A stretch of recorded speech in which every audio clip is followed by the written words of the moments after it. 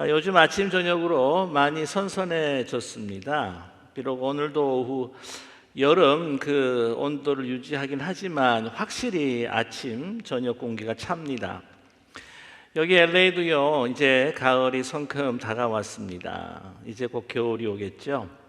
제가 2013년도에 LA 처음 이렇게 발을 들였는데 오기 전에 LA에도 가을과 겨울이 있나? 라고 하는 생각을 했는데 그건 완전히 저의 무지였습니다. 요즘에 공기가 좀 신선하고 더 차가워져서 그런지 여름보다는 훨씬 더 공기가 맑아서 좀 화창한 하늘, 또 눈이 부신 이 청명한 하늘을 보게 돼서 참 좋습니다. 보통 가을이라고 하면은 이 청명한 하늘뿐만이 아니라 사실 이 풍성함이 있어서 참 좋은 계절이죠. 11월 달이 시작하면은 이제 곧 추수감사절이 다가오는데 그 무르익은 들판에 물결치는 그 오곡들, 그리고 아침 이슬에 영롱이 빛나는 그 과실들, 그것들을 그리게 되는 그러한 감사의 계절입니다. 근데 가을뿐만 아니라 다른 계절도요 주님께서 주시는 그 아름다움들이 있습니다. 예를 들면 봄의 생동감, 여름의 화려함, 그리고 가을의 안식, 계절에 따라서 하나님께서 주시는 그런 좋은 것들이 있는데요. 또한 철 따라 가질 수 있는 우리의 신앙의 칼라들, 또 영성, 귀한 삶의 모습들이 있습니다. 이런 풍성함이 있어서 가을이 참 좋긴 하지만 또 한 가지 좋은 이유는 가을의 상실감 때문입니다. 풍요 속에서 찾게 되는 빈곤과 상실감을 보게 될 때에 마음이 더욱더 깊어지는 것 같습니다. 결실 속에 썩어짐이 있습니다. 그리고 오곡 황금, 그 빛의 단풍잎의 그 붉은, 아주 열정적인 그 붉음 속에서도요 이 퇴색함이 보이는 것이 바로 가을입니다. 수확의 기쁨, 생명의 풍성한 가운데에서 결핍과 또한 상실, 그리고 겨울이 다가오는 그러한 계절을, 그래서 이 인생에 관한 상념에 빠지게 하는 더 깊어지는 가을이 계절입니다. 그래서 이 가을이라고 하는 것은 바로 이 패러독스한 아주 역설적인 계절이라 그렇게 말할 수가 있습니다. 그런데 오늘 본문 말씀을 보면 이 가을의 계절에 오는 겨울을 어떻게 기다릴 것인가 라고 이 잠언 전도서 이 지혜자가 말씀해 줍니다. 인생의 겨울을 어떻게 준비하고 기다려야 할 것인지 바로 이 지혜자, 우리가 알고 있는 솔로몬이 그렇게 노래하고 있습니다. 그래서 확실히 이 전도서는요 바로 가을의 말씀이다. 잠언이 봄의 말씀이고 아가서를 여름의 말씀, 예레미야 예가를 겨울의 말씀이라고 한다면 확실히 전도서는요 이 가을의 말씀입니다. 겨울을 기다리는 가을의 말씀이죠. 솔로몬의 인생을 보게 되게 되면 화려한 여름이 있었고요, 뿐만 아니라 가을의 풍성함을 만끽한 사람이었던 것을 우리는 발견합니다. 그러나 오늘 이 겨울에 다가올 상실들을 슬프게 노래하고 있죠. 특별히 오늘 본문 1절 상반절에서 2절까지 그 인생의 겨울, 곤고한 날을 노래합니다. 곧 곤고한 날이 이르기 전에 나는 아무 낙도 없다고 할 해들이 가깝기 전에, 해와 빛과 달과 별들이 어둡기 전에, 이 뒤에 구름이 다시 일어나기 전에 그리하라, 이렇게 말씀하고 있는데 하나하나 살펴보게 되게 되면 참 소망이 없고 참 암담한 시절이라고 하는 것을 느끼게 됩니다. 공고한 날이죠. 궁핍하고 참으로 마음에 그냥 텅 빈 그러한 날들입니다. 아무 낙이 없습니다. 아무런 어떤 바람과 욕구가 없는 것이 있죠. 마음에 즐거움이 없는 그런 날이라는 거 말씀합니다. 뿐만 아니라 하늘에 있는 해와 빛과 달과 별들, 이 빛들을 통해서 우리는 갈 길을 찾게 되고요, 또한 사물을 분별하게 되는데 그것마저도 어두워진다고 한다는 것은 정말 이게 전체적으로 우리의 전 삶이 어둡게 된다고 하는 것을 말씀하죠. 여러분, 그리고 비 뒤에 구름이 다시 일어난다고 하는데 비가 오게 된다면 그 다음 날은 화창하게 개이는 날들을 우리가 기대합니다. 그럼에도 불구하고 비가 온 다음에 다시 구름이 끼는 참 암담하고 막막하고 어두운 날들, 소망이 없어 보이는 날들을 이렇게 노래하고 있습니다. 그런데 3절에서 6절까지 보게 되게 되면은 그러한 인생의 그 겨울에 있어서 우리 육신의 이 현상이 어떻게 되는가라고 하는 것을 아주 구체적으로 비유를 들어서 말씀하고 있죠. 오늘 말씀에 집을 지키는 자가 떤다라고 하는 것은 바로 우리의 손과 발이 이렇게 떤다는 것이죠. 소위 이제 수전증이 있게 된다는 뜻입니다. 힘 있는 자들이 구부러진다라고 하는 것은 이 힘이 있다. 우리로 하여금 서게 하고 걸어가게 하고 또한 일을 하게 하고 하는 것이 바로 두 다리입니다. 그리고 허리인데 그것이 이제 구부러지기 시작한다고 하는 것이죠. 그리고 맷돌질 하는 자들이 적어짐으로 그친다. 이 맷돌질이라고 하는 것은 바로 치아를 이야기합니다. 그 치아가 연약해져서 잘 씹지 못하는 그러한 상태에 있죠. 창을 내다보는 자가 어두워진다라고 하는 것은 짐작하셨겠지만 이제 눈이 이렇게 어두워진다고 하는 뜻입니다. 길거리에 문이 닫힌다라고 하는 것은 귀가 점점 좀 잘 들리지 않는 거죠. 귀가 먹먹해 가는 것을 말씀하고 있습니다. 그리고 깊은 잠을 자지 못해 새소리에 깬다. 그래서 이 나이 드신 어르신들 나이가 들어가면서요 아주 이렇게 귀가 더 잠기가 더 밝아지시고 조그만한 무슨 소리에도 이제 일어나시는 경우가 많아집니다. 그리고 오늘 음악하는 여자가 쇠하여지는 것은 바로 목소리가 쇠하게 된다고 하는 거죠. 저도 젊었을 때는요 정말 목소리가 청아했습니다. 나이가 들면은요 높은 곳을 두려워합니다.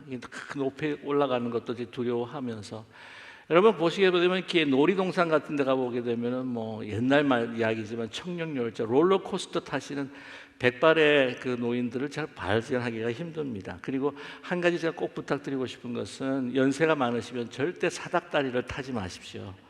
정말 위험합니다. 그리고 아무리 아닌데 길에서 쉽게 깜짝깜짝 놀라요. 이 차를 보게 되면은 범퍼 스티커라고 하는 것이 있는데요. 여기 그런 범퍼 스티커가 있습니다. I stop for a squirrel. 그렇게 이야기를 해요. 뭐냐면 squirrel, 다람쥐, 청설모라 그러나요? 더 정확하게 표현하면 얘 지나갈 때 나는 스탑을 한다는 거예요. 그러니까 뒤에서 천천히 오라고 하는 말이죠. 어느 순간 내가 설 수 있다는 겁니다. 근데 제가 한번 본 그 범퍼 스티커가 뭐냐면은 I stop for a ghost squirrel 그래요. 유령 스쿼럴입니다. 보이지가 않습니다. 그런데도 이게 그냥 팍 브레이크를 밟아서 서요. 앞에 뭐가 나타난 것처럼. 그래서 뭔가 조그마한 그 현상에도 두려워해서 깜짝 놀라서 서게 되는 것이죠. 오늘 말씀 가운데에 살구꽃처럼 이 알몬드 트리인데 이 성지를 가게 되게 되면 이스라엘 가게 되게 되면요 알몬드 트리가 많습니다. 근데 꽃이 하얗습니다. 바로 백발을 이야기하는 것이죠. 저도요 만만치는 않습니다. 지금은요. 그리고 메뚜기처럼 가벼운 것들이 무거워진대요. 메뚜기가 얼마나 가볍습니까? 그런데도 메뚜기가 어깨에 한번 탁 하고 앉으면 이렇게 축 하고 내려줄 수 있는 그만큼 힘이 없다는 것이죠. 정욕이 그친다. 그렇습니다. 이 삶에 있어서 어떤 욕구가 없다는 것이죠. 우리 입맛이 떨어지고 뭐 하고자 싶은 어떤 열정이 없어집니다. 은줄 같은 신경이 풀린다라고 했을 때에 이것은 우리 신경입니다. 신경이 풀리는 거예요. 그래서 이 코or디네이션을 잘 하지는 못합니다. 그리고 걸을 때도 천천히 걸을 수밖에 없습니다. 어떤 분이 그런 이야기를 해요. 본인이 이제 넘어지셨는데 그래서 제가 아니 어떻게 하다 그렇게 넘어지셨어요? 어디 걸리셨어요? 아니면 어떻게 누가 밀쳤었어요? 그랬더니 아유 목사님 제 나이대를 보십시오. 그냥 공연히 넘어집니다. 공연히 아무 이유 없이 넘어진다는 거예요. 왜냐하면 이 신경이 풀린다고 하는 거죠. 그 금그릇 같은 그게 뭐냐면 두뇌입니다. 두뇌. 이 두뇌가 기능이 다한다는 것입니다. 항아리가 샘 곁에서 깨진다. 이 항아리는 뭐냐면 우리의 위 그리고 장입니다. 그것이 이제는 더 펑션을 잘 하지 않고 작용이 멈추는 것이죠. 오늘 말씀을 보게 되면은 그 바퀴가 우물 위에 있는데 그것이 깨진다. 바로 위에 있는 게 심장이에요. 심장이 멈추고 깨진다고 하는 겁니다.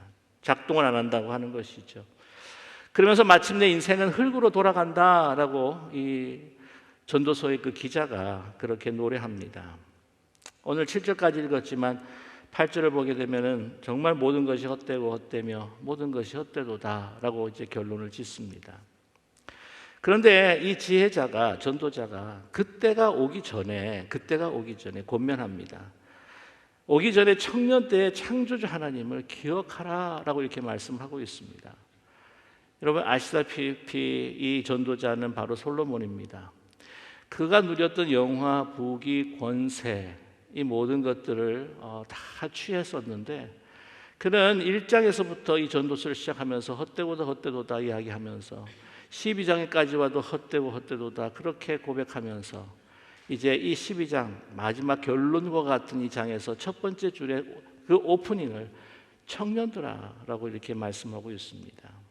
그때가 오기 전에 청년 때에 창조주 하나님을 기억하라라고 이렇게 말씀하고 있어요. 그런 어려운 날들이 오기 전에 창조주 하나님, 우리를 지으신 영원하신 하나님을 너희는 기억해야 된다. 어느 때요? 청년 때라는 거죠. 왜 청년 때에 하나님을 이렇게 기억하라고 하는 것일까? 질문이 됩니다. 나이가 들면 그러면 창조주를 기억할 필요가 없는가? 라고 반문할 수도 있겠죠. 결코 그것이 아닐 겁니다. 아니면 나이가 들수록 그냥 저절로 하나님에 대한 기억과 생각이 나는 걸까요? 뭐 그럴 수도 있습니다. 하지만 꼭 그렇지 않다고 하는 것이죠. 여러분 나이가 들수록 우리가 제일 사실 먼저 깨닫게 되는 것은 무엇일까? 우리가 늙어간다고 하는 것, 그것은 나의 누렸던 세상들이 하나하나 이제 없어지기 시작하죠. 내가 그렇게 건강을 가지고 힘을 가지고 막 다니던 그곳들을 이제는 더 이상 가지 못할 때가 너무나 많습니다. 그래서 내 세상이 굉장히 협소해집니다.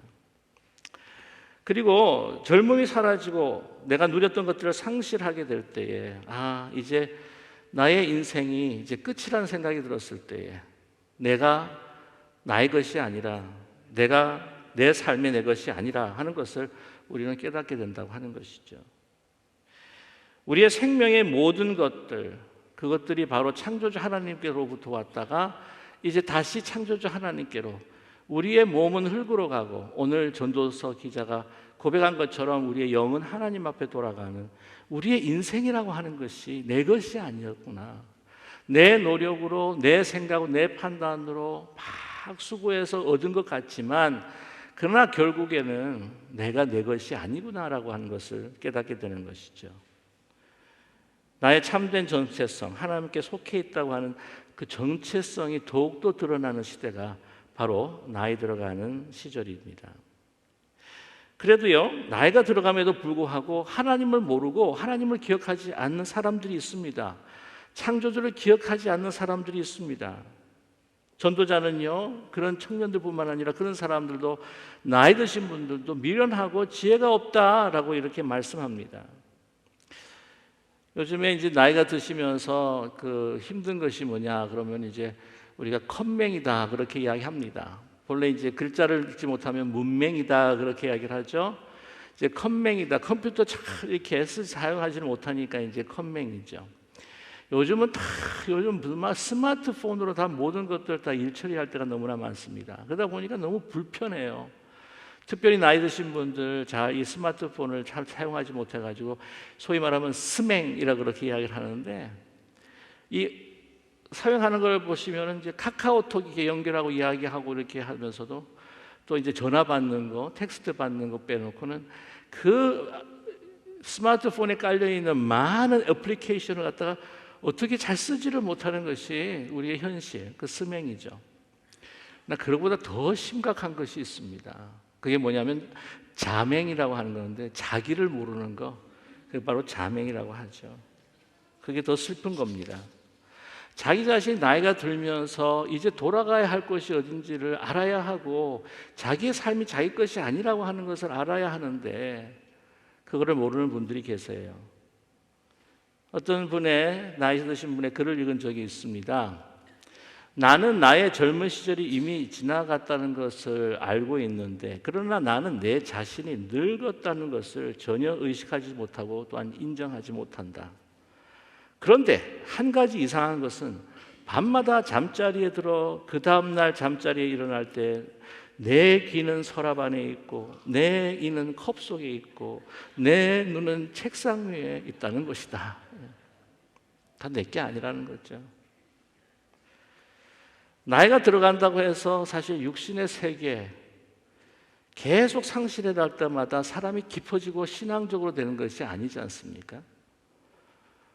영적이 되는 것이 아닙니다. 아시겠지만 나이가 들어갈수록 모든 환경이 힘들고 어렵다 보니까 이제는요, 이제 고집이 더 세지고 부끄러움이 없어서 그냥 아무 말이나 하게 되고 절제하기 힘들고, 저도 고백 하나 한 가지 드리면은요, 제 젊었을 때 목회할 때 더 인내가 많았던 것 같아요. 요즘 나이가 드니까 인내심이 자꾸 마르네요. 뿐만 아니라 자기만 알고 쉽게 섭섭해지고 조그마한 것에 잘 삐지고 정말 아이처럼 되는 경우가 된다고 하는 거죠. 이 사회에서 보게 되면 우리 기쁜 우리 교회 믿음의 어르신들은요, 안 그렇습니다. 정말 graciously aging 하시는 너무나도 아름답고 정말 은혜스럽고 멋있는 분들입니다. 이 아멘들이 없어요, 안타깝게. 근데 사회는요, 그러시 않은 분들이 많습니다. 소위 말하면 고약한 어른들이에요. 나이가 들어가면서 육체도 굳어지지만 여러분, 우리가 꼭 기억해야 될 것은요, 우리 마음과 영혼도 굳어집니다. 생각이 굳어집니다. 이걸 유연하게 만들어가는 사람이 소위 말하면 청어예요. 청년 어른입니다. 어르신들입니다. 그리고 우리가 이 말씀을 듣고 그 말씀의 변화가 되는데, 나이가 들어가면서 정말 어렸을 때부터 아니면 젊었을 때부터 조금 더 일찍이 그 말씀을 듣고 주님 앞에 정말 자신을 드리면서 하나님의 그 은혜로 내 삶을 채우지 않는 이상 정말 나이가 들어서는요, 믿기가 힘들어져요. 왜냐하면 벌써 청력이 떨어지는 겁니다. 어떤 사위가 장인 어른이 정말 교회도 한 번도 안 가고 하나님 대해서 모르니까 모시고 가고 싶었던 거예요. 장인 어른, 오늘 교회 갑시다. 그랬더니 장인 어른이 뭐 교회 교회 밖에 나가 논다고? 뭐 저게 그 야외 나가서 우리 같이 간다고? 이렇게 하는 거예요. 장인 어른, 이 하나님의 말씀인데요, 정말 귀중한 이 마태복음의 말씀입니다. 그랬더니 뭐 오늘은 멸치를 볶는다고? 뭐 이렇게 이야기를 한대요. 우리 심령뿐만 우리 마음과 영혼뿐만 아니라 우리가 육체가 이제는 막히고 굳어졌기 때문에 하나님의 말씀을 잘 들을 수 있는 시기를 잘못하면 놓치게 된다고 하는 거죠. 그래서 변화의 시기는, 정말 좋은 변화의 시기는 언제냐? 청년이다. 젊었을 때다. 젊었을 때 하나님을 기억해야 된다. 그런데 이 또한 쉽지가 않습니다. 청년 때가 어떤 때입니까? 왕성합니다. 뭔가 하면 다 될 것처럼 생각됩니다. 이 꿈들을 가지고 있습니다. 목표를 향해서 나아가서 내가 원하는 것을 성취할 수 있을 것이라 생각합니다. 그래서 이거 인생의 모든 것을 전력 투구하는 때죠. 보면 막 이 세상을 보게 되면 돈으로 다 해결될 수가 있다. 그래서 어떻게든지 이 돈을 추구합니다. 육체의 쾌락이 얼마나 즐거운지, 이 몸도 건강하니까 모든 것들 다 할 수가 있을 것 같아서 이 육체의 쾌락에 빠지게 됩니다. 그렇기 때문에 인생의 위험이 많아집니다. 청년 때 가장 위험한 것은 무엇일까요? 너무 세상이 잘 보입니다. 그 바깥이 너무 잘 보입니다. 겉이 너무나 잘 보입니다. 그런데 자기의 내면을 잘 모른다고 하는 거죠. 제 면이 보이지가 않습니다. 뭐 그걸 또 내맹이라고 할 수도 있겠죠. 젊은이들에게는 자신이 누구인지 물어볼 시간과 여유가 없어요. 이것도 하고 싶고 저것도 하고 싶고 이것도 가고 싶고 저것도 가고 싶고, 육체의 욕구들이 막 쏟아지고 나의 원하는 것들이 너무나 뚜렷하고 분명합니다. 이 젊음을 지댄 이 전도자가 젊을 때에 그리고 모든 영화가 정말 권세와 모든 그 부요함을 다 누려보았습니다. 그러나 그것이 다 돌아보니 헛되고 다 헛되고 다 모든 것이 헛되다는 것이죠. 그가 누구입니까? 솔로몬입니다. 솔로몬, 그가 다윗의 왕국을 이어받은 그러한 왕이 되었을 때 그런 너무나도 하나님 앞에 감사해서 기브온 산당에다가 1,000번제를 드리면서 하나님 앞에 감사했을 때 하나님께서 감격하셔서 내가 너에게 뭘 줄까? 너는 원하는 것을 구하라. 그랬을 때에 딱 한 가지만 구했던 청년이었습니다. Listening heart. 내가 하나님의 말씀을 들을 수 있는 마음을 주시옵소서. 그것이 우리 개역 개정이라고 한다면 우리 개역 한글에서는 지혜를 주십시오 라고 구했습니다. 너는 부유함도 장수도 다른 족구를 선멸할 수 있는 군사력도 다 원하지 않고 지혜를 구하는 것에 대해서 얼마나 하나님께서 더 기뻐하고 감동하셨는지 그 모든 것들을 다 주셨어요. 그가 부족한 게 뭐가 있었습니까? 그때 당시 가장 부강했습니다. 이스라엘은 가장 강력했습니다. 그 스스로 개인에도요, 그 부요함과 은과 금과 모든 보석들 뿐만 아니라 그 명예와 권세 지혜를 가지고 또 얼마나 많은 여성들을 갖다가 같이 살았는지 그 아내들, 그 주위에 있는 주변 국가와 정책적인 어떤 결혼을 통해서 얻은 그 아내들 그리고 그 첩들 1,000명이 되어서 1,000명. 그러나 그가 청년 때에 먼저 하나님 앞에 지혜를 구하며 신실한 모습들을 잊어버리고 이 모든 명예와 권세와 능력과 그 젊음과 그 열정과 욕구 그것에 눈이 가려서 그 여인들이 다 가지고 온 모든 그 우상들을 함께 섬기고 그것으로 인해서 결국에는 여러분 잘 아시지만 그 부강했던 나라가 둘로 쪼개지는 아주 고통스러운 역사가 있지 않았습니까? 지금 솔로몬은 나이가 들어서 자신의 그 젊은 날을 회고합니다. 얼마나 후회가 막급할까요? 그 청춘을 돌릴 수만 있다면 하나님께서 부으신 그 놀라운 그 축복들을 나와 나를 위해서가 아니라 정말 하나님의 영광을 위해서 하나님을 기억하면서 하나님의 은혜를 감사하면서 내가 이것을 사용했다고 한다면 얼마나 정말 나의 삶이 충만하고 나의 삶이 진정한 기쁨을 누릴 수 있을까? 제가 이 목사님들 가운데 이제 만나면서 이제 대화하는데 한 목사님이 아주 굉장히 늦깎이로 이제 시작을 하셨어요. 그러니까 인생에 소위 말하면 막 즐길 거 다 즐기고 자기 원하는 거 다 누리고 또 하여튼 뭐 세상에서도 하여튼 뭐 다른 연락과 쾌락에 빠져서 살다가 정말 하나님의 은혜 정말 이 바울 사도와 같은 그런 엄청난 회심의 그 사건을 통해서 주님 앞에 돌아와가지고 부르심을 받아서 목회자가 된 거예요. 그래서 만나서 이제 이야기를 할 때 제가 그런 이야기를 했습니다. 이제 가까운 사이니까 아유 목사님은 그래도 인생에 젊을 때 해볼 거 다 해보고 사람들 갈 수 있는 데를 다 가보고 뭐 하지 말라는 것도 하여튼 하고 뭐 하고 다 이게 해서 경험이 많으셔서 말씀을 전할 때 굉장히 성도님들이 공감하고 은혜 많이 받겠습니다. 제가 그렇게 이야기를 했거든요. 그랬더니 목사님이 하시는 말씀이 목사님 저는요 그날들이 얼마나 후회가 되는지 모릅니다.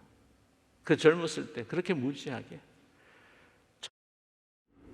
정말 하나님께서 이렇게 놀라운 그 은혜, 사랑을 나에게 인생에 베풀어 주셨는데 그것도 모르고 그렇게 호랑방탕하면서 내 잘난 것 같이 그 살아갔던 그 일들 내 허비했던 내 인생이 정말 통탄스럽습니다. 저는요 저 부러워하지 마세요. 저는 목사님이 부럽습니다.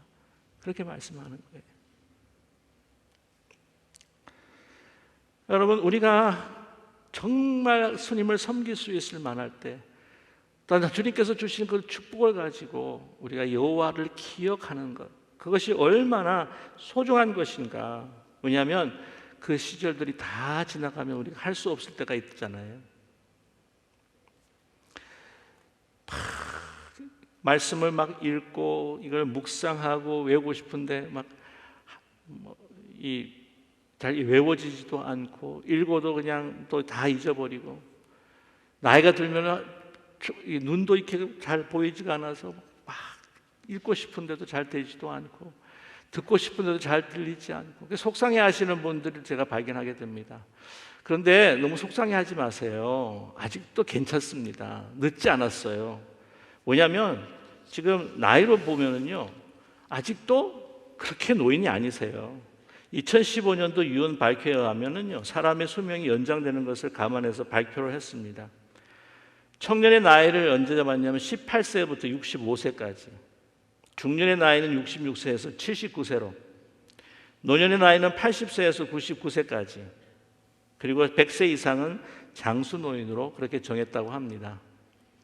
근데 저희 기쁜 우리 교회 믿음의 어르신들은 이 숫자, 바이올로지컬 에이지, 소위 생체학적인 이 연수가 중요하지가 않아요. 왜냐하면 우리의 마음과 영혼이 젊으신 분이기 때문입니다.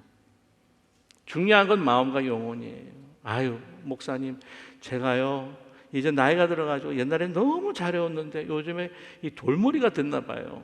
외우지도 못해요. 이제는 가기 전에 정말 암송하고 싶어서 외우려고 하는데 안 돼요. 대체적으로 아시죠? 돌에다가 새기면은요 지워지지가 않습니다. 원래.